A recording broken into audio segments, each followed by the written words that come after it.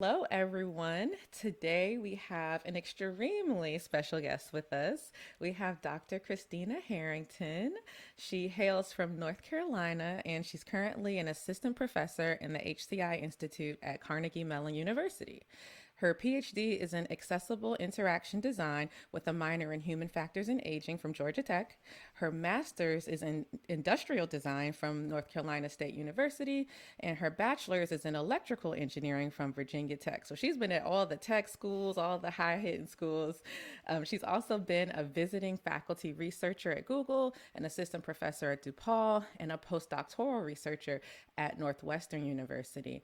Currently, she directs the Equity and Health Innovations Design Research Lab. So we're going to get into that in a bit.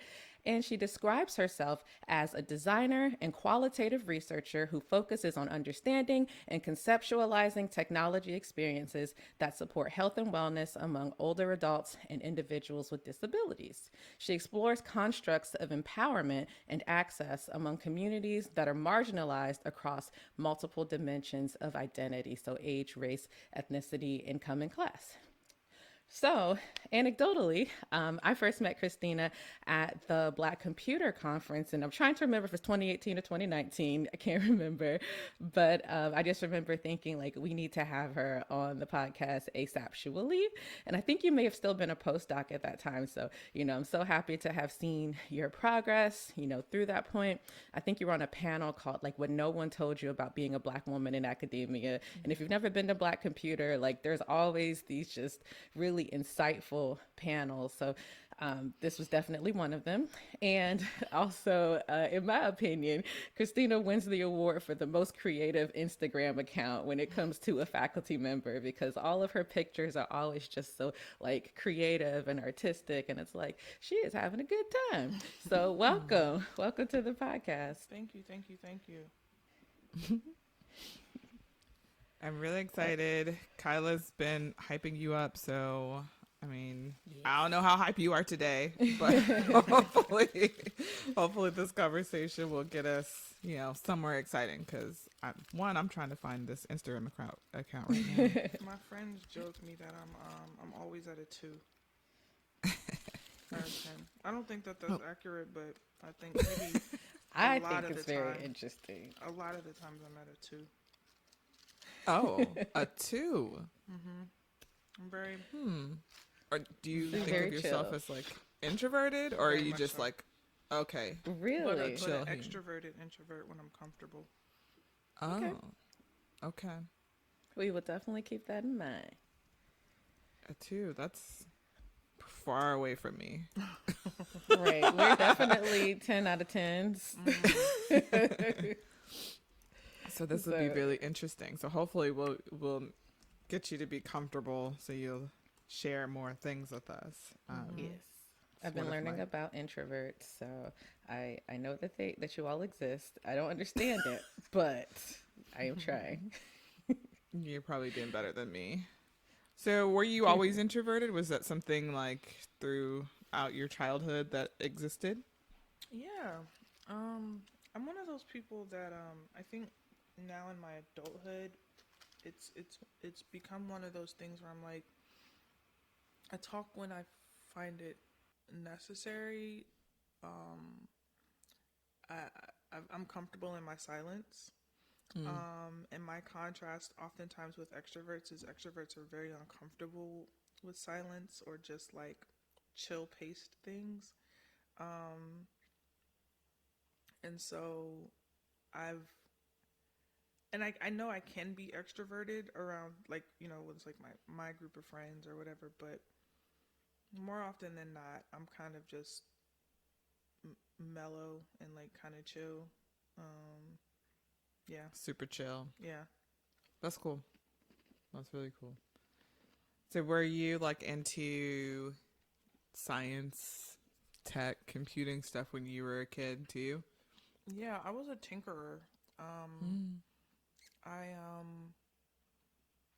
my mom, I don't remember at what point, but started sending me to the math and science center in Richmond, Virginia. That had to have been like around middle school, because in elementary school we were in and out of North Carolina a lot. But at some point, I started going to the Math and Science Center. I started learning about Lego, like robotic Legos. Before it was like tectonics, that's like a thing now. I started learning about like Java and creating like computer visualizations and but then I was also at home like, what can I make out of this random piece of foam that came out of this box, stuff like that. I remember my mom worked a lot when I was growing up. Like at one point she was working like 3 jobs at one time. And I remember feeling like, oh, she's always on her feet. Her feet probably hurt. I want to make her a pair of shoes. And like going around the house just trying to find comfortable materials. So like styrofoam and bubble wrap and taking a pair of her shoes and tracing them and then trying to layer them. I was like, how many layers do you have to make a pattern? I didn't know how shoes were made. But I was always interested in the inner workings of things, like how are things made, and then how do they work on the inside. And then my uncle, my mom's brother, went to school for electrical engineering at North Carolina A&T, and so I wanted to go to North Carolina A&T for engineering. And so high school, I took like engineering drafting, and I kind of excelled at like math and physics and stuff like that. And I only ended up at Virginia Tech because they had this pre-college initiative program that my mom used to drive us up to like once a month, I think, through NSBE. Wow. I was going to say, it sounds like NSBE. Yeah, so somebody told my mom that about like PCI that was going on up at Tech. But I think the part that she didn't realize was like there was a bus for the kids that came from Danville and Martinsville, which is like Southwest Virginia, like country Virginia. But my mom was like, I want my daughter in this program. So you had this bus of all these students, like their parents dropped them off in the morning and the bus drove them up to Virginia Tech. And then you had Carolyn Harrington, who was driving me by herself 3 hours to go to this program that was maybe like 4 or 5 hours, and then driving back from That's Blacksburg, dedication. Virginia to Richmond, Virginia, which is like a 3-hour drive, and the program staff just kind of came to love my mom, and they were just like, they wanted me to come to Tech, so I ended up going to Virginia Tech. Yeah. Okay, NSBE cool. Success story. Yeah. Right. How many of those do we have on the podcast? I don't know. I don't know, but a lot of people mention NSBE a lot, but you are like the prototype for why PCI is what it is. Yeah. I did PCI, but I did not want to go to UCF. Sorry, UCF people from Orlando. But they were a catalyst for you to be in engineering. Yeah. I love that. So, like, that had to be a very different experience, right? Like, actually going to Virginia Tech versus... Yes, yeah. My entire family went to HBCUs. I literally, if they went to college, they went to HBCUs. And you cannot tell them that I was not going to a HBCU. My mom's side is from Fayetteville, North Carolina. My dad's side is from Goldsboro. In Fayetteville, we grew up across the street from Fayetteville State. I actually happened to have on a t-shirt that I got from Was that on purpose? No, I just pulled this out this morning. I didn't even think about it, but yeah, we grew up across the street from Fayetteville State, so like you couldn't tell me I wasn't going to an HBCU. I think walking on Tech's campus as a freshman was so much different than when I would come up for PCI. PCI was like a couple of hours. You're surrounded by like all these black engineers in one space. That was kind of the view and the lens that you had of what it would be like to be an engineer, because the only engineer I knew was my uncle, and he went to A&T, so I was like, engineers are black, what do you mean? Right. and then B, what it would be like to go to this university. I think I had been on like VCU's campus a couple of times, and my mom and my dad and my aunt and my uncle, they all went to Winston-Salem State. So I had been there for homecomings and stuff. I've been to Fayetteville State because we grew up across the street. We used to go to homecomings, and whenever the band was playing, we would just be outside. I went for basketball camps, and I had been to like UNC, but for basketball camps. I think going to Virginia Tech as an undergrad in engineering was a little jarring because I was like, well, where did all of these white people come from? Right. Where's the concentration of black folks that I thought I was coming into? And then because Blacksburg is only like 2.5 hours from Greensboro, once I got a car in undergrad, I stayed on A&T's campus for the homecomings and the battle of the bands and all the things, just random weekends, stuff that you had no business doing, but the stuff that you do in undergrad to have fun, because the yard aspect of things was kind of missing for me at Virginia Tech, right?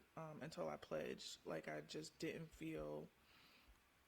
And even now, I talk to my chapter sorors all the time, and I'm like, I'm connected to them. That's like my second family, but the connection to the yard, it's much different. Engineering, because I also have kind of distanced myself from engineering. It's just, it's not really where I identify anymore. So were the folks at these other universities, was that like your primary community during undergrad, or were you able to find any other pieces of community on campus at Virginia Tech? I wasn't even trying to make friends at at A&T.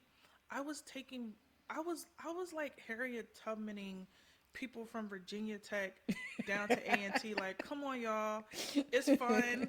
I know it's the Battle of the Bands this weekend. Get in the car. And it was like I have a max of 5 people I could fit in this car.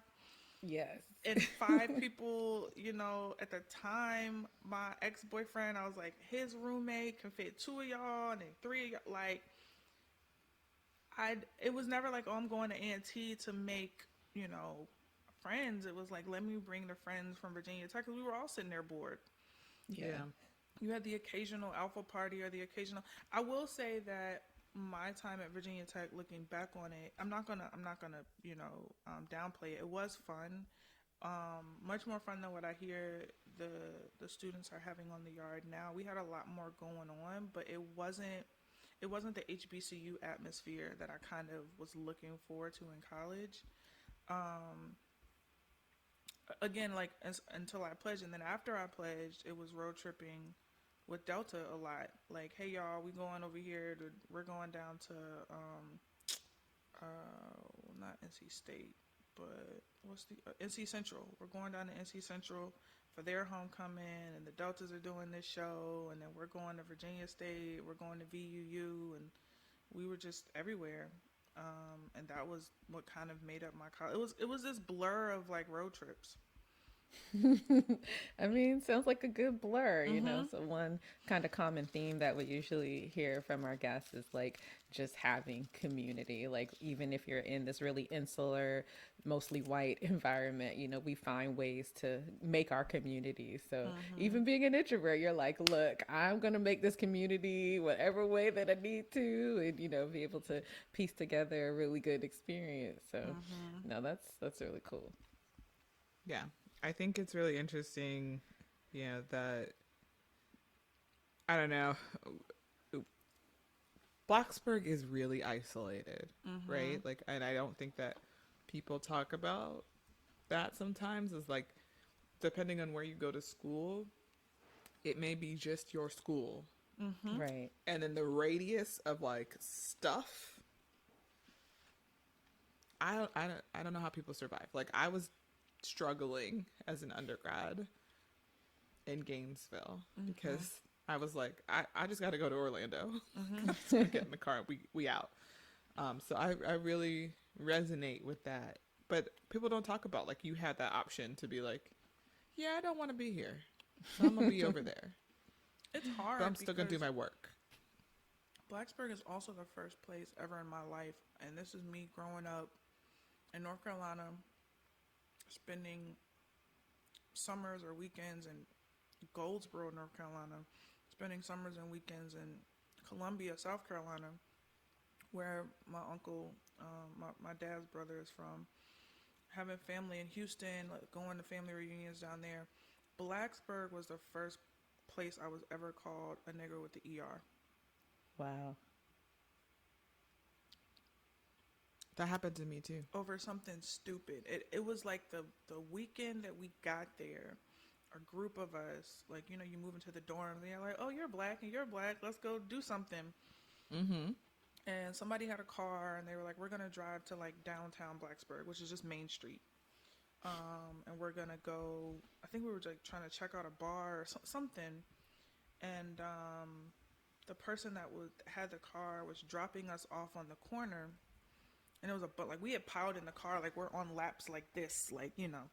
And so we're like trying to get out of the car, everybody trying to jimmy rig to get out the car. When we get down there, he didn't park. He just stopped at the light, was dropping us off, was going to go park. And the person behind him, I guess it took us so long that the light turned red again. They missed the light. And the guy like leans out the window and he's like, fucking nigga. And we're like, over a red light? Right. Like, what is wrong? What are we doing here? You're that angry over a red light? Right. So yeah, people don't. Unfortunately, it's a lot of the prestigious, especially when you're talking about like computer science and engineering.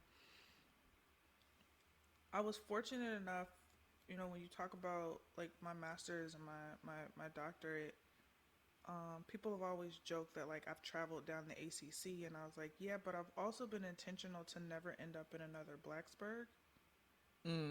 I found the places that were strong schools, but were in okay cities to be a black queer woman living by myself. Yeah. Because Blacksburg ain't it. Yeah. And people don't realize how real. important that is for our safety, and like how when you recruit like any position, grad school, faculty, like you need to consider the safety of the person that you're recruiting. And yeah, somebody else who doesn't have the same demographic may be able to sight unseen go somewhere and have an excellent experience, but I think academia is definitely slacking on this realization, or they have to give us some kind of, I don't know, it's not even cost of living. It's like, I mean, it is the cost of living, but you know, some sort of like equalizer to be like, you know what, you can live in populous city X and be remote, because we know that living here can be toxic. It's a support infrastructure, right? Like, I think we saw it after 2020 when everybody was popping up with these DEI or racial justice or race in this positions, and you're like, okay, cool, you got us here, now what? Where's the support infrastructure, right? You can't just pop a black queer woman into, you know, and I'm not speaking about anybody specifically because I don't even know who's on faculty at Virginia Tech or, you know, Indianapolis or you know, Kentucky, or like these places where it's like, you know, you have a diversity problem, you know, you have a numbers problem, but the extent of your analysis of fixing it is to just get someone there. But what happens when you get them there? If they're the sole person, they're not going to stay because I'm by myself. And eventually it's going to eat at me either in my social life outside of this position in academia, or the invisible labor of being the black faculty that now the black students are like, oh my God, you know, I have someone, but these aren't my students. I don't advise these students. Right. You know, and now I have to have I don't have to, but you know, I'm going to want to have an open door policy that they can come and talk to me and, you know, get support for whatever. But now you're carrying their burdens too, right? I don't think a lot of departments really. I don't think they get that far in their. Oh, we need to bring such and such to be here. They Yeah. definitely don't. So you did a bachelor's in electrical engineering. What made you switch to industrial design? That's a funny story. So when I came into tech, another NSBE seed. So at Virginia Tech, there was the Center for Engineering Enhancement Diversity, CEED. And they used to have this summer bridge program called Aspire. I don't remember what that acronym stands for, so we're just going to say Aspire. It's Yeah, Aspire. Yeah. So it was like 40 of us, black, Hispanic. I think we even had a couple Asian students that were coming into engineering that took like those pre-college courses of like engineering education, calculus, and physics. And the summer of '04, it was like 30 dudes and like 10 girls. If that, maybe 34 dudes and like 6 girls. Wow. So, but those are my homies, right? Yeah. The ones that, ended up sticking around and like not transferring or whatever. And so I think like sophomore year, I'm hanging out with like 2 or 3 of them. My good friend Dwayne Rollins and my friend Jamie Howard. They were both ME at the time and were getting a minor in industrial design. I was like, I never heard of this. I'm bored. I'm gonna go to class with y'all. I've never heard that. Yeah, I was like, I'm bored. I'm gonna go to class with y'all. Because these were my brothers. Like all of them. These were my brothers. These were the guys that was like, Everclear, what's that? Or y'all are going to the gym. I'm going to, So I went to class with them. I went to Mitzi Vernon's design research methods class. And, I'm single. I have yet to have that, I see a person and I know it's the one. But I had that moment in Mitzi Vernon's design research methods class. I was Wow. like, this is it. I was like, what am I doing? Wow. Did you have a flashback to the shoes where you were like, I've been a All of it. designer my whole life? All of it connected. And I didn't have the language then that I have now of like, why was I never exposed? Why did I never have the access to design? I remember telling my counselor in high school, even though I knew my uncle was an electrical engineer, and I was like, I want to be an electrical engineer. Why? Because I want to create electronics. But really, what I was describing was design. But no one ever said, hey, here's this field that you might be interested in. If you're smart in math and science, it's like, go be an engineer. Right. So I went to this design methods class with them. And then literally... So wait, you weren't taking the course. You were just in there. I was just in there. She was hanging out. I was just in there. I was just posted up. Clarifying. We literally I've never walked gone out to a that class for fun. We literally walked out that class and I was like, where is the front office of this department? And they walked me to the front office and I was like, I want to get my minor in industrial design too. What are the classes I need to take? And then it just shifted everything. Like I took a couple of ideation classes. I took design research methods. I took a materials and processes class. I changed what my senior capstone thesis was going to be. Instead of it being just about looking at the radius of, I was looking at sensor radiuses and like, how it bounces off walls and how far and da-da-da-da-da. I designed the housing for the sensor. So I designed like the hardware, and like we prototyped it. And I linked up with these two twins, I don't remember their names, these two white guys. They were runners, but they were in my design studio.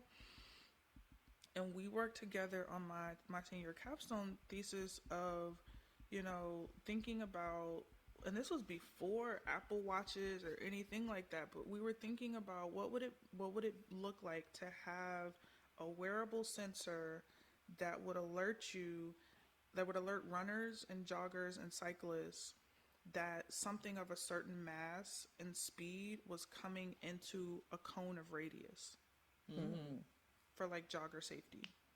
Yeah. So cool. a car, They still need to do that. yeah, a Right. car, a deer, another bike or motorcycle, right? Something, like thinking about, Yeah. because you don't want it to go off of like a squirrel is like, Right. Right. or like a bird, but like if I'm running at night and something of a certain mass and a certain speed is coming into my cone of radius, that it'll alert me to get off the road or to make sure I'm looking around. So that became my senior capstone thesis. And I started looking at, I want to go back to school, to grad school for design. I was being like recruited by different jobs like NASA and Motorola, and I ended up taking Motorola because NASA, for whatever reason, not NASA, NSA, excuse me, NSA, for whatever reason, their offering salary was like a little insulting. Yeah. To be moving and living in DC. It was like 45 at that time. 45. Yeah, No, this was in ma'am. like 2008, 2009. No, ma'am. No. I think like, they meant 145 to be in the area. right is what you would need to live, but they were offering Right. 45, and something about like government grades. They go. Oh, Yes. yeah. And I was like, eh. And this is after y'all interviewed everybody and their mama literally in my life. Like, Wow. because they do that to have like top Yeah. security clearance. They pop up on your Right. mama's front yard. They Right. pop up, they call your grandmother. Like, it's intense. They got to make sure you're safe. Yeah. Yeah. So I ended up going to work for Motorola for a year. I had that job just to pay for being 22 in DC for a year. I don't like, Your face when you were like, I had that job, was like, I didn't I like. was not trying to be here. I realized what I didn't like about engineering was that I didn't really get to talk to people.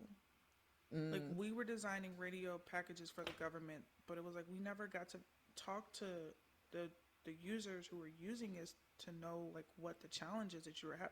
Like, it's like, oh, okay, this isn't working, let's go back to our calculations. We're not talking to them to know why it's not working. Maybe it has nothing to do with the calculations, right? Maybe it has to do with Right. how the people are using it. But that was early before they were really doing user experience Oh, stuff. yeah. It was like budding at that point. Yeah, what Like, was user experience in 2009? There was Right. no language for that. Wasn't It's a like the thing. computer's right, and if you can't get the right result, you're using the computer wrong. Yep. Versus let's think about what the end user has in mind. Yep. And I remember going back to tech for either a homecoming or some random weekend. Woodrow Winchester was at Virginia Tech at that time, and he was starting the HCI lab, and I had never heard of HCI. What was HCI? He Right. was one of the first. It was really, really, really disappointing that they did not give that man tenure at Virginia Tech because he was doing the things. And a friend and I sat in his lab and was listening to him explain what he did, and I was like, that's what I want to do. So, but I didn't, even then I don't know if there were like really like master's programs. So like I applied to, and NC State was the only program I applied to. Oh wow. Because Woodrow Winchester, when he was talking to us, and then I had went to, so I was like, I'm going to go get my master's in industrial design. And it was kind of all over the place at first. Like, I want to design furniture to support, tall people. I want to, and then it just settled on this broad area of like, I want to design things to help people, with disabilities and impairments. Because it kind of, my senior capstone thesis, what I was able to do there. And then I found research. And I say all of these things as like these big aha moments because I'm like, They are. but Yeah. I look back on it with disappointment that the public school system, when they're working with Black and brown kids of a certain income, no one ever thinks about exposing you to those things. You're kind of written off. Yeah. Because I remember, like, my mom So she went to Winston-Salem State undergrad, but she did her master's in social work at UNC. And I played ball in high school. I am like a huge basketball fan. I wanted to go to UNC so bad. When I was like, mid high school. And I remember my guidance counselor being like, you live in a single parent household. Y'all's finances, you should just go to community college. Wow. Are you serious? And as I traversed like my journey of like grad school and all of these things, you start to realize, no, I have an aptitude that I should have been guided towards. Yes. Maybe doing like a summer research program or something like you. Right. These students now that I'm interviewing or I'm talking to that are interested in coming to work with me, and they're like, oh yeah, I did research with such and such in high school. And you're like, that was never like introduced That's to nuts. me. Yes. They were like, you play basketball, but you're not good enough to go to a school for it, so you should go to community college because that's all your mom can afford. And it's I mean, I think I've managed to do extremely well despite, never having known about any of this stuff until I fell into learning what research was, working with Sharon Joins at NC State in her research in ergonomics and design lab. And I was like, oh, like all these questions that are swirling in my head and that I've been writing in all of these notebooks, I can like design like an experiment or a study to like answer those questions. Yeah. Yeah. Right. You're so right about doing an internship with Microsoft in high school. Like, are you doing the aimless things? I was laughing because that new documentary that came out about And One, the rise and fall of And One, and I was like, oh, I remember when they came to Richmond, and like me and my homegirls, this was back when jersey dresses were a thing. So Oh, it was snap. 2003. Please don't mention those. Yes. So we put I on really our little wanted jersey one. dresses and our we called them flaves and growing up in Richmond, the Air Force Ones, we called them flaves. And our flaves and a fitted. Can't tell you and, nothing. Okay. Yeah, it was like front row and center at the Air Force One, at the N1 game and the after party. And, Man. like, when nobody think about no internship or no, Right. like, what I needed to do to get into college, I applied. I wait for them to hit me back. Like, Right. Amazing. That's hilarious. I remember watching those things and being like, wow, like, this is my culture. 'Cause I wasn't yeah, around. it was sick. Oh God, that was a time. I'm mad you brought up jersey dresses. Like, Why? they had a hold on everybody's life. On Black women. First- Yes. Yes, I've not thought about a jersey dress since they were in style. Listen, that could be your next Halloween costume situation Oh my code. I'm not doing It's a it. Yeah, it's do a it. reoccurring thought. It's a reoccurring thought for me because I was tall, and there was never really like consideration for like it being of a length that was They were all inappropriate lengths. sensical. Yes. My God, I remember. Oh God, like I remember showing up to the guy's house that I was dating at the time, and his mom deciding that she was going to do the laundry in the room that we were in because that jersey dress Was too short. it Ooh. covered nothing, and someone should. Wow. She said, let me just go ahead and park myself right here Right. Right. to ensure She's nothing like, I'm happens. going to be here. What y'all doing? 'Cause- Right, because someone should have told me. But it was, I mean, that's just how they made them. And then I Right. was like, It was like wearing a jersey that was contoured to your body. yeah, that's but it wasn't like basically- an extended, there was no Right. length Right. extension or like, let us try to hit mid-thigh. No. It was a jersey dress where the dress part was silent. It was just... They did not think about That is a good amazing. length. That's so silly. That's Okay. Where are we? So But you got a ahead. PhD from Georgia Tech. Why Georgia Tech? Because Atlanta Okay. and because Georgia Tech. Okay. And I think that those two things for me, let me rephrase. Also design. Mm-hmm. Though, like, I wanted to get my PhD in design. There are, in the United States, excuse me, formal design PhD programs, like 4 or 5. NC State has one. IIT, the Illinois Institute of Technology, has one. Cornell has, what is it? Environmental analysis and human ecology. It's okay. You weren't going up there. Yeah, no, It did but not I fit the applied. criteria. Oh, okay. I applied. So, But you so weren't the thing going. was, I applied to multiple ones, knowing that Georgia Tech was where I wanted to go. And then Juan had someone call me from his Hamilton call me from his lab, and a couple other students about coming to Clemson. Juan was at that's Clemson right. at the time. All roads lead back to one. Listen. Yeah. And I remember taking that phone call and being like, oh my God, like, what? Even though it wasn't design, but it was like human-centered computing. Didn't know what that was at the time. I was like, had no idea what that was. And I was like, this is a really strong program. I would love to go, but I'm not going to Clemson, South Carolina. I did Blacksburg. I'm sorry. I was It's like, another Blacksburg. I was Yep. there for a hot second, and spoiler alert, racism. Yep. and so he had Hamilton. So Ham called me.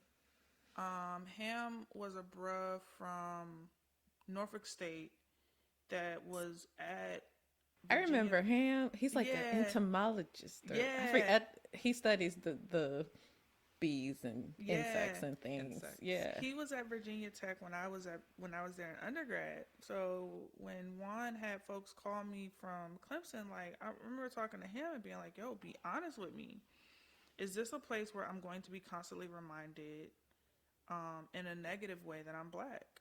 He's like, yeah, but you know what Juan Gilbert is doing with that lab. I'm gonna start Juan Dixon. I've been watching Real Housewives of Potomac real heavy. That's Potomac, right? That is Potomac. It is on my Y'all better receipt. be happy Juan Dixon is not here. Yes. What Juan Gilbert is doing with that lab is just revolutionary, because it was like a lab of like all Black and Hispanic students. And I was like, yeah, but I can't. Like, I can't go to another place. Like, I can't do it.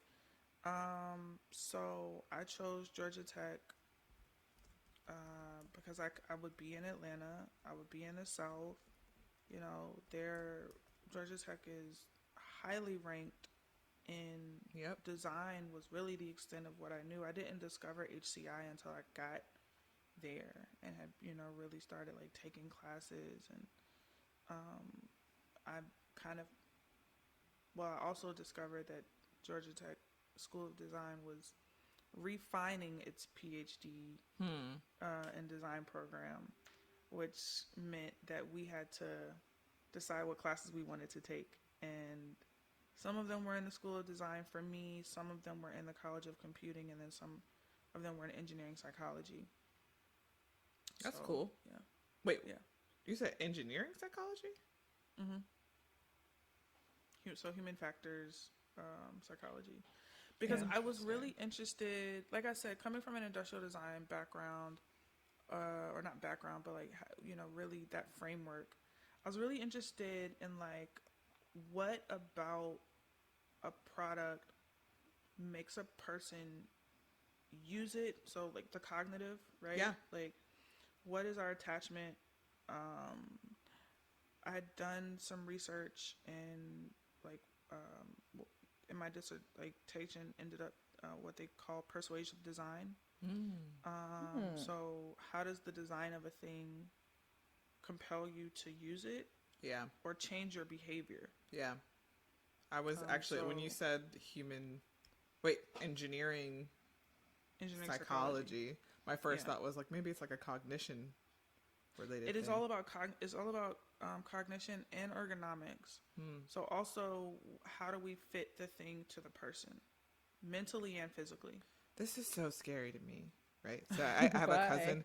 Well, I have a cousin who works at Meta, and we've had conversations about how, like, the design of a game, right, is really to get you to keep playing it, right? And how they embed ads. Those ads are designed to either piss you off so much that you're like, let me click it and like do it and complain or something like that, or you're like so intrigued that you have to buy it, and so like it's all like mental, right? And so if we don't understand how people think, we can't advertise to them. So hearing you say that like makes complete sense. Yeah. But it's also I mean, terrifying. those were whole classes I took in psychology. It was like understanding how people perceive information, how we store information. If you create a visual, like, you've seen those images where it's like, look at the black dots amongst the grid, and you kind of have to like focus your eyes to make the grid go to the back and the black dots come to the front. Yeah. So when we're thinking about design and engineering psychology actually end up going hand in hand. But at that time, not all academic programs were seeing it that way, right? So when I'm thinking about, okay, well, if we're designing an interface, so for example, if we're designing an interface to try to get people to be more physically active, we need to understand how people, we need to understand people's motivations, and strategies and techniques of behavior change. So I took classes in engineering psychology and public health, to help me understand how do you motivate a person, right? When you the simpler kind of not equations, but like these simpler models now of like, okay, it takes 21 days to change it or to create a habit. How do we know that? Yeah. And then how do we design for that? So to your point, if we're designing to get somebody to keep using things, we use incentives, Right. we use competition. So my fitness pal that's like, hey, add your friends and see who can walk the most over 21 days. Well, by the end of 21 days, now you got a habit. So even after the competition is over, you're still walking, right? Right. And that's actually what my dissertation at Georgia Tech focused on, was how we can, but I focused on it with the aging population, how we could get people, because my appeal to design has always been about everyday technologies or everyday products that you have in the home. Yeah, you said you were interested in chairs, so I feel like that's... Yeah. They're like chairs and shoes. Yeah. Is it Don Norman or who's like the design of ordinary things? Yeah, Don that Norman. book. Yeah. So that was like the text for a lot of intro classes, which that's a whole other thing as to like that book is great, but it's the North Star among many other white male authored books that are considered the North Stars of design, that it needs to shift. But yeah, like I was able to put those classes together. I was engaged in a lot of really great research. I mean, Georgia Tech's known for that. And I was around and collaborated with a lot of amazing faculty at Georgia Tech that kind of helped propel my career. Like I never would have known about Kai or designing interactive systems or any of these conferences had it not been for like Lauren Wilcox, who was on my committee, and some other folks in the School of Design. Design is a field, depending on the type of design field that you're in, but design is not a really big, like, we publish papers at conferences type field. A lot of that came from doing research with Wendy Rogers and Lauren Wilcox and Ellen Doe, who was also on my committee, because they all sat at these intersections of other subdiscipline, like other like engineering, psychology, computing. Ellen Doe did a lot with like architecture, but what is it called? It's like architectural modeling or something like that. It's like the computery side of architecture. And so I've always just positioned myself as a very interdisciplinary person. It's super interesting because like right now I'm a faculty in computer science, but I am by no means a computer scientist. Team not computer scientist. Here y'all go. Nor would I really even consider what I do to be computing. I mean, in everything I use to describe myself, I say that I'm at the intersection of HCI and design, because I'm less focused on a particular technological platform or a technological medium. More, I'm I'm more so concerned with how people use technology, the impact and influence technology has on people. How do we shift it to be more equitable? So how do we expand the reach of technology? And then what I've become in the last few years publishing is how do we expand the reach of design? Because, like I said, I never had the language of design in my lexicon growing up. I had no idea what design was. And not to say it as like a pipeline thing or like a STEM K through 12 thing, but like a how do we just expand it, period, like across the board? Because there are people well into their careers that, you know, what their desire is to actually be doing design. And it's like, how do I get into it? And now you have like a lot of like boot camps and stuff popping up. Like you can go do like a 9-week course to become a UX designer and stuff like that. But how do we really understand the magnitude and the extent of everything that design flows into? Because design flows into everything. Design is everything, and everything is by design. Right. Including That's the mood. like structures, systems, policies. When we talk about housing segregation in certain cities, that's by design. You know, redlining was designed to keep black people in certain neighborhoods and white people in certain neighborhoods affluent, and other neighborhoods, you know, destitute. Like, you know, just not pour funding into them. So how can design address redlining and housing segregation? How can design address potentially, like, you know, institutional racism, what we're seeing with faculty not being in these programs, but then being propped in these programs and not really having support? That could be a design problem. It is a so design that's kind of a very oscillating journey of how I got from electrical engineering to here. That's really But it cool. makes so much sense. Like it makes so much sense, and I like the fact that you bring out how like there's design in everything, but we kind of don't think about it because every choice you make is an eventual is how you're designing something, whether you realize it or not. And even bringing in the case of like just faculty and institutions, like every single choice policy is affecting the overall design. But also, you said that you're not, you know, technically a computer scientist. I don't think it's an either or thing. Like design can't exist without computing, and computing can't exist without proper design. Like so you know, they have a marriage, they go hand in hand, whether or not, you know, core computer scientists want to accept that you need to actually design things correctly in order for them to be useful. You know, that's neither here nor there. I hope we don't have these conversations in future years, but I feel like they go hand in hand because you can make the world's greatest tool and nobody knows how to use it. So what are we doing? Yeah. I say that because oftentimes I'm in these spaces where design is kind of this fuzzy thing. You know, design doesn't really have.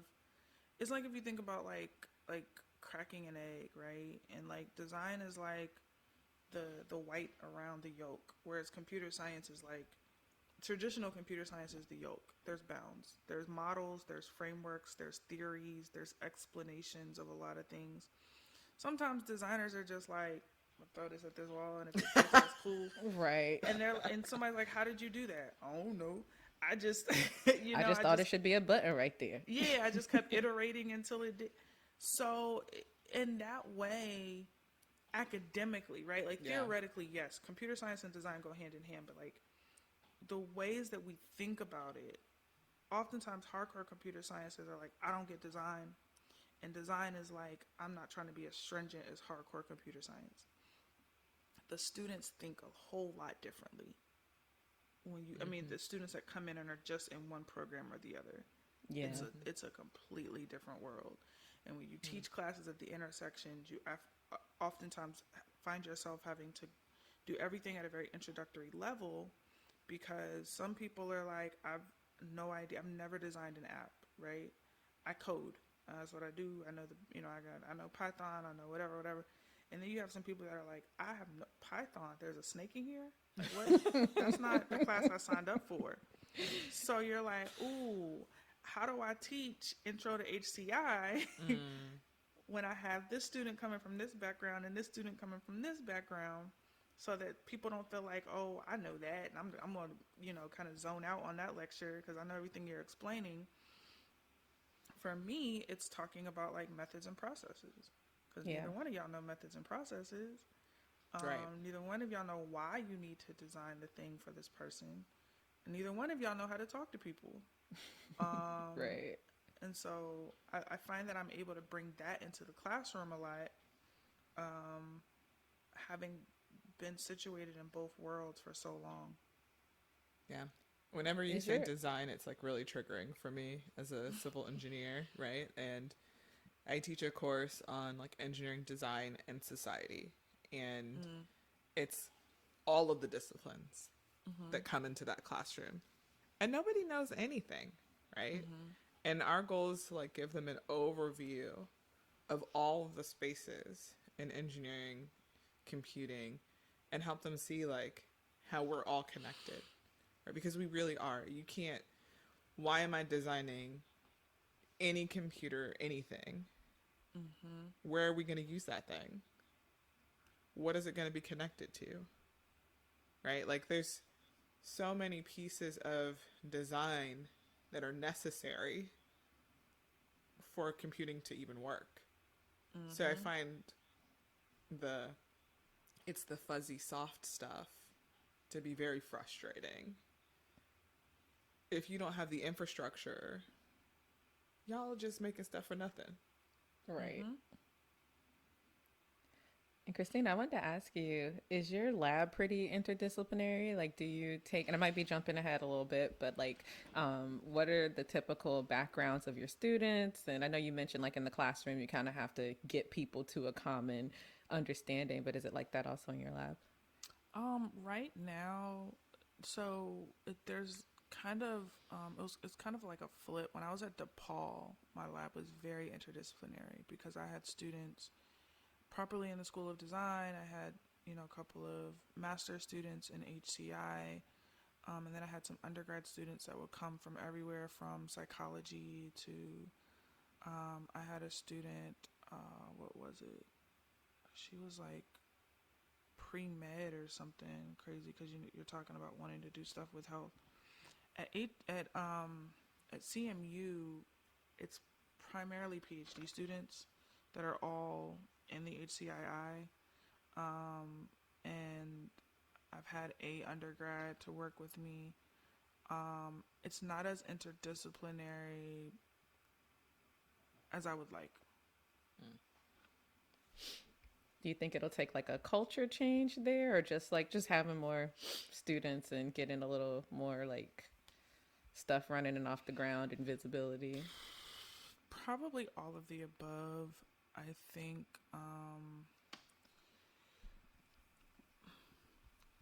research culture at major research universities is interesting to learn and observe, because it's almost like organizational culture at an undergrad, where it's like a lot of students moving around trying to figure out what they're interested in. So finding students it's almost like a competition a little bit. Like, is my research cool enough? Yeah. Are you cool enough? Am I cool enough? But I think the strength here is having really awesome PhD students.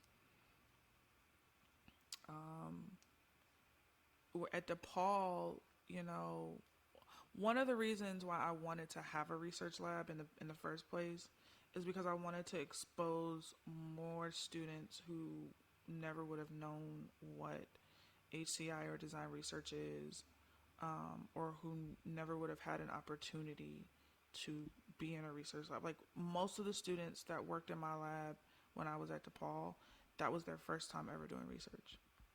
Wow. That was their first time ever working in a research lab.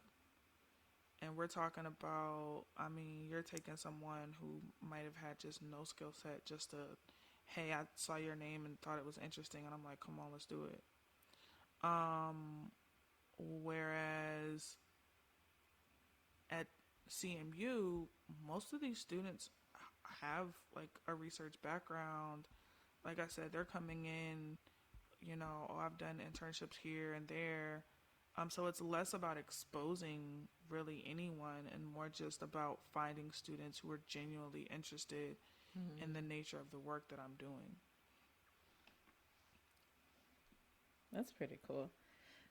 So, I think one thing that I wanted to make sure that we chatted about, well, two things. We chatted earlier about, 2020 and how everybody decided all of a sudden they care about Black people. We had all these like diversity statements and things like that. You were actually one of the first authors that were listed on the ACM Call to Action in 2020. So can you talk a bit about like where this came from and what was it about? That's interesting. I'm trying to remember. I remember it just being one of those things where I was a little disappointed at the lack of response to what was happening in that moment. And feeling like not just ACM, but fields of computer science, HCI, and design have pretty much gone under the radar for a really long time by saying that our disciplines are apolitical. Like we don't have anything to do with politics. Why would we respond to that? Why would we do? And you're like, that's a lie. Yeah. Yeah. Everything is like, what do you mean? Like from who, when I talk about like, you can name people that have never taken a design class can name Don Norman's book. Can you name any design text by a Black woman, a Black queer person, a Black trans person, a Black disabled person, a Hispanic disabled person, a disabled person? All of it is political, but what we've been experiencing thus far is that the people who are the majority and make up these fields and disciplines have benefited from no one saying, hey, do y'all know that y'all are always at the forefront of this? Right. So I think in 2020, and I don't remember who I reached out to first, probably Sheena or, Yolanda or Tawana or somebody, and it was just like, wait, are they really not gonna, if nothing else, for the simple fact that, Nike or Apple, was coming out with some type of statement of solidarity. It, without it, it paints this picture of that there is, that infamous line from Charlottesville of like both sides. And there's no both sides of this. Right. So I think that writing the letter came out of that. A bunch of us hopped on a call, and I know my name is first, but I will really say that this was a moment that I was led by, folks who are more senior. And I just happen to be a person, and I probably am not playing this role in terms of the politics of academia, but I don't mind my name, the whole like, oh, you probably shouldn't say that before tenure. I'm sorry, I'm laughing because Kyla's not that person either. I'm not So her even. face I'm like, was if it funny needs to to me. be said, it needs to be said. So I'm happy that you didn't have that restriction. Like, look, this what is tenure going to do now? Like, it's an Well, injustice right now. yeah, and I feel like my whole body of work is kind of like I don't want to wait until tenure to talk about the things that I'm talking about. And I think when it was just focused on aging, it was fine because it's palatable, right? Like that's a whole, we have a whole area of like aging and HCI and aging and technology design. And that's what, that was the draw to engineering psychology at Georgia Tech was the human factors and aging lab. Like, but when we start to talk about the intersection of like aging and race or disability and race, which they're entangled, right? I didn't study African American studies or anything like that in any of my degrees. You don't hear me mention that I mean, I've always, I've read books and things like that on the side of my studies, but it was never something that I was like, I'm going to be a race and technology scholar. That was not it. Yeah. Literally. I don't know who really does that though. You know what I mean? Right. Like, Well, I mean, now there are, right? Like, the Ruha Benjamins and stuff like that. Like, there are people who set out to, like, craft those areas for themselves. For me, I fell into this by doing aging research and just experiencing so much anecdotal data and so much, like, just glaring, like, discrepancies of... I remember, like, one of the studies I did when I was at Georgia Tech in the Human Factors and Aging Lab, and we were looking at the Xbox 360 with Kinect as a device that older adults could use to be more active in the home, and we were looking at the heuristics of like, how well this worked, like in terms of learnability for older adults. Like, if you're not used to using video games and they're gesture-based video games, and we ended up like creating like a physical a guide, like a tool, a resource for older adults to be able to visually see how to learn gestures while playing this video game. But as we're doing this testing, we're in Atlanta. And if you know anything about Atlanta, it's like, Atlanta has pockets. You have like Buckhead, you have like East Atlanta, you have, Southwest, you have like Midtown, you have Bankhead, like you have all these areas. And when we would have older adults, because we would test in the home lab, which was this house that Georgia Tech bought, gutted, and turned into like a lab testing facility and had all of these sensors, and each room was like testing different things, but it was an actual house. So it had like a bedroom, a kitchen, a living room. And so as older adults are coming to the home lab, we're in the living room and we're testing the Xbox 360 with Kinect. And the older adults from like Buckhead or like Lawrenceville or like Alpharetta, even some, living in the city and like Piedmont Park and stuff like that, they come in and be like, oh, I never knew I could use this to do Tai Chi and do this and do this. I'm going to go out and buy one because my grandkid has one. And now I can play, there's this concept of intergenerational play. I can learn this and surprise my grandson that now I know how to play the video games with him. yeah. But then you would have the Black or Hispanic older adults, most of which, from just how we recruited, would come from like North Ave, East Atlanta, or wherever. And they would be like, this is great, but I can't afford to spend $350 on a game and then $60, on a game console and then $60 per game. Right. And you're like, in what we just tested, in all of the demographics that we collected, in all of the constructs that we examined, affordability, and economic viability, like, is this sustainable economically, is not something we even considered. So then we're publishing this paper and we're saying that this is a viable option for older adults to get physically active, but it's like, which older adults? Yeah. Right. Older adults that have a socioeconomic status that has $400, $500 of disposable income. These are their results. And then you start to do other studies and you hear things like, cool, but like all the avatars are white.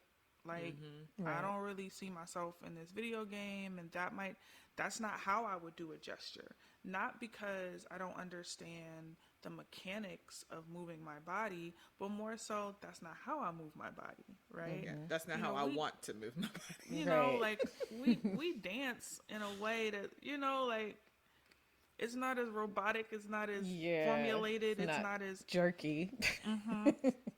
so when I went to do my postdoc at Northwestern, I decided to focus solely on doing research on Black older adults or with Black older adults, because I felt like what I was seeing in all of the studies I did in my doctorate was that we're still even trying to we're trying to make this technology inclusive to this population, but we're still neglecting this subset of this aging population, Yeah. of this Yeah. older adult population. And then being in a city like Chicago, where I did my postdoc, is one of the biggest cities where you see that split, that like Income Chicago's a very disparity. segregated city. Yeah. Yeah. Once you go past a certain point, it's like, oh, okay, here is like the blackness of Chicago, like Hyde Park, Bronzeville, those areas. But you go up to like Edgewood or Uptown, or it looks like a completely different city to me as someone who's not from there. And there's two different baseball teams, and there's Yeah, the black people baseball team and the white people baseball team. I'm like, that's serious. yeah. And so it was a city where it was of great advantage to start thinking about like the social constructs of design and technology, the social implications. What is the influence of surveillance technologies in certain communities? Because thus far, when you go to design school or when you work at Apple, or you do these things and it's all about, well, facial recognition is going to allow us to do this. You can unlock your phone with your face. No more need for passwords. No more need for this. No more need this school. Look at the emerging technology, and oh my God, look what we can do. And then Chicago, and it's funny because I'm starting to put together like a book proposal about building utopia and some other stuff. But I'm like, Chicago was not only the city where I started to think about the social implications of design, but that was directly a result of Chicago being the city that kind of like radicalized me. Chicago was the first place I ever participated in a protest. Chicago was the first place that I ever went to a labor workers meeting with my homeboy Chris Rudd, who is a really big designer in looking at anti-racism in design. Chris Rudd has done a lot in the south side of Chicago, talking about, anti-racism design or anti-racist design, and community-driven, community-engaged design. We kind of bonded over that, and he, would bring me to some of the union labor meetings, and we marched together in a couple of the protests even before 2020.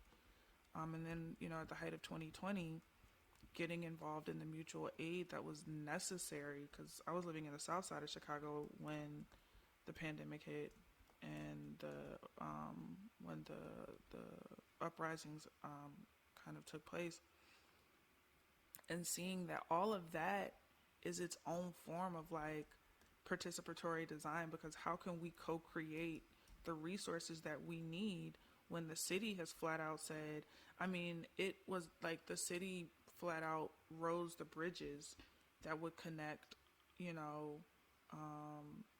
the South, like Bronzeville and South Loop, to Wow. the downtown Loop area, in attempts to stop protesters from going from the South Side into the city.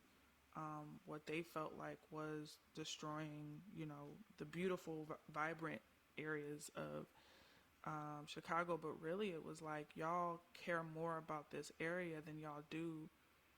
And it's not just evident in this moment, but it's been evident. You read up on the history of, radical movements in Chicago, and you're like, oh, this is why Chicago has this feel. It's a very interesting. I miss it sometimes because like it's a very interesting, like when you read up on like Fred Hampton and like the Black Panther Party and all of that stuff that like took place in Chicago at various points throughout like our history. Chicago has a very unique, like when you're in the city like that, it has that feel of people just being very conscious and aware of the positioning that the city of Chicago has kind of placed on like I said, housing segregation, on resource segregation, on why the school system is designed in the way it is. It's one of the few places that you can't vote on the superintendent. Really? Instead, in Chicago, it's appointed by the mayor. Wow. And I want to make sure I'm saying that correctly. I don't want to misspeak, but yeah. So like my research, it just kind of took this turn of like, okay, now all of a sudden I'm talking about race. And as a lifelong learner, I'm getting to read a lot because, you don't ever want to be ignorant. And like, there's been so much analysis on race and technology prior to me getting here or getting to this point of focusing on this that I want to make sure I'm doing justice, that I'm actually building upon what already exists. But that's kind of how that came about, was like, I'm seeing these injustices just on the usability side of things. And then the social side of things kind of just was like, big red flag. Like, Yeah. she ain't it, bruh.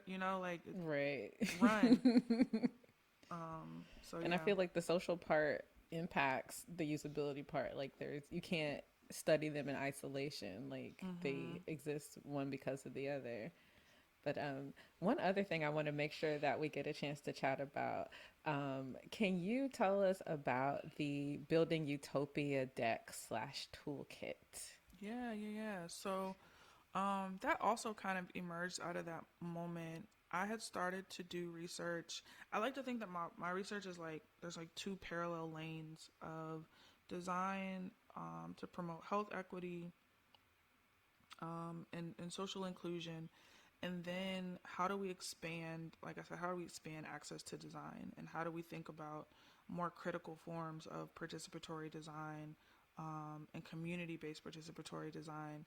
And so in 2020, we were doing this study looking at, what will be the future of online work, or just the future of engagement after this moment of the pandemic, when everything had to be remote, but people were really thinking about, what was happening like in society as a whole. And one of the things we started to consider was like, well, what does it mean to have tools and resources that communities can think about this on their own, where we as researchers, academic researchers, or industry researchers don't have to be present to lead a design project or design effort. So we started designing this toolkit that folks could use in the absence of like an academic professor or researcher or whatever. And we wanted it to be entrenched in Afrofuturism as a form of speculative design, because we oftentimes don't see ourselves in the methods and processes of design. Again, because the design of everyday things is the North Star, or Right. 101 universal design methods is the North Star. We don't see our reflection, and so we started designing Building Utopia as an Afrofuturist speculative design toolkit as a way to kind of shift what that North Star is, and as a way to design a process and tool where Black folks saw themselves, they saw their lineage, they saw their heritage, they saw the ways that we think about the world. So there are 5 card decks where we walk people through the or a modified version of the design process, where we're thinking about, where in the future are we thinking, what topics are we thinking about, and those topics range from everything from gentrification to environmental racism to more positive concepts like Black joy, or honoring our ancestors or leaving a legacy. We have a liberation deck, which is kind of like the framing. So when you think about like the temperament of how you're addressing this topic, how do we think about that through a lens of liberation? So how do we think about Black joy, considering like moments where I feel free, or how we build community, or how we gather community. We then have the methods deck, which is, how do we introduce people to those, a derivative of those traditional design methods.